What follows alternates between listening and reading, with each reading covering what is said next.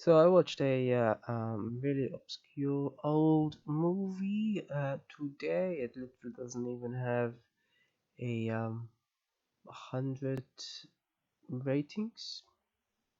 Doesn't. Yeah. Um.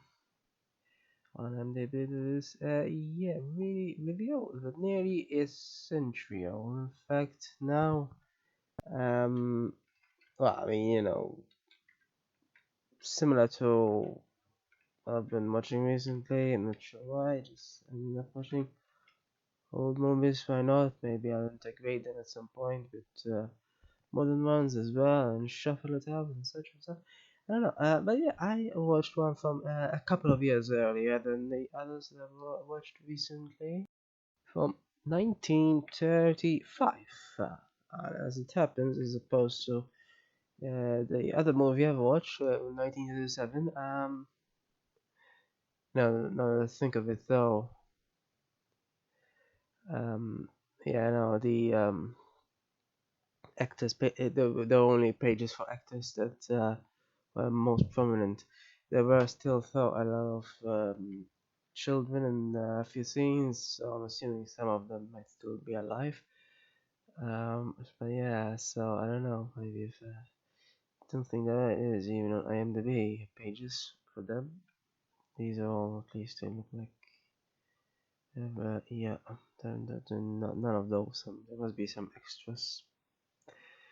So yeah, none of the adults though live. I think that's given. Yeah. So yeah, this is called Born to Gamble. It's really seriously obscure. Apparently a George Wallace adaptation. Hmm. Uh, so obviously never heard of it before. You know what? It actually has an interesting storytelling. Um, the version I watched said that it was nearly ruined. What's left of the film really in a bit bad state, and so apologized for being in such a state. And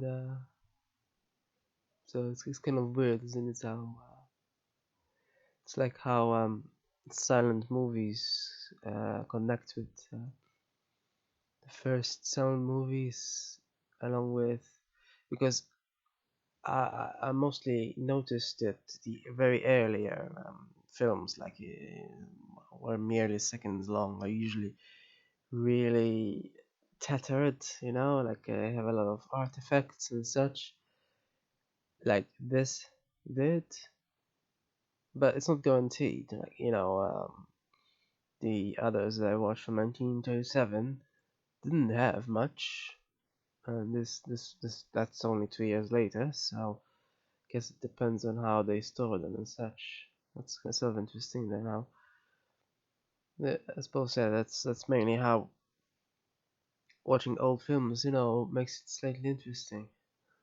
There's always some history behind both the movie and the movie since, and obviously the history in the context of what they were going to at that point. I mean, at the beginning of this movie they were talking about Wilson and what was the other one?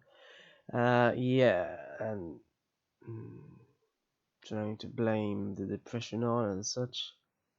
Now, of course, um, at that point, I mean, a lot of the storytelling goes back to 15 years before, 15 or such. They even mentioned Lusitania and such, and I didn't quite realize that Lusitania was practically the Pearl Harbor of World War One. That's something that I came across after a bit of research from an obscure movie. Huh. Um, But yeah, so it was, and seriously, anyone who does that, and why would anyone bet on going on a ship that e- people even said could be sunk? Okay, yeah, really, in the middle of a war as well. Why would you ever make such a bet? But yeah, this movie then was created just 5 years after the depression. Because you remember there were still ramifications of the depression back then. So it's kind of interesting, yeah, how it all happened. Um, yeah, the market was going up a bit just after 1930, so it was going up 1935, but only just barely at the same point as 1929 or so. It only exceeded it apparently in 1940 or so, maybe a couple of years later. No, maybe in 1939, yeah. So it took a whole 10 years to get out of it. Wonder if that's the same for this current. Yeah. Um. So yeah, and obviously the depression was mentioned as well in terms of getting a company out of bankruptcy. It was interesting. It was interesting storytelling, certainly. So in a way, it's yeah, for a movie that is obscure, it's considered a B movie, and that was so sort of ruined per se, because this has nothing to do with the how what storytelling would be like, I suppose. But the fact that it was considered a B movie, produced on a little budget. There's not quite any mention of how much it cost, but apparently Republic Pictures was considered that's the distribution company, which I'm assuming it still made B movies, so apparently mostly Western. So this, well, this had a bit of Western in it, but only 5 minutes or something. And I noticed the same actor played so-called Ace Cartwright and Henry Matthews. I noticed that, yeah. So it was based on a novel called The Green Purpolos. And on googling Purpolos, I couldn't get anything. I have no idea what it is. But yeah. Anyway, hmm. Yeah, it's made by so-called Liberty Pictures, and apparently the producer died. Oh, no, never mind. It's wait. Some sources suggest he died in 1938. That would be 3 years after this movie, but officially he died in 44 or something. Strange. Anyway, so yeah. For an obscure movie, for a little obscure movie, yeah, not interesting.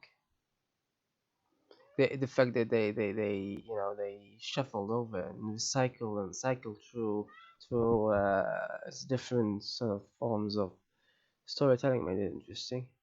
So they went from this first Western sort of style theme thing, and then they went to the Sustainer thing, and then that first the children, then yeah, and then there's more gangster sort of style. So they try different genres in a single hour long movie. So that's kind of interesting. Yeah, the fact that they tried 12 different genres. Yeah. Yeah. Then they ended up with something like the Sting, which I also commented on. That obviously came out what 30 years later or so, I think. Or was it 40? Anyway, yeah, it was interesting in this sense. It recycled and such. Um, And the state of the film didn't bother me that much. There was a bit of hum in the background, but it sort of faded in eventually. Yeah, it was interesting for a B movie.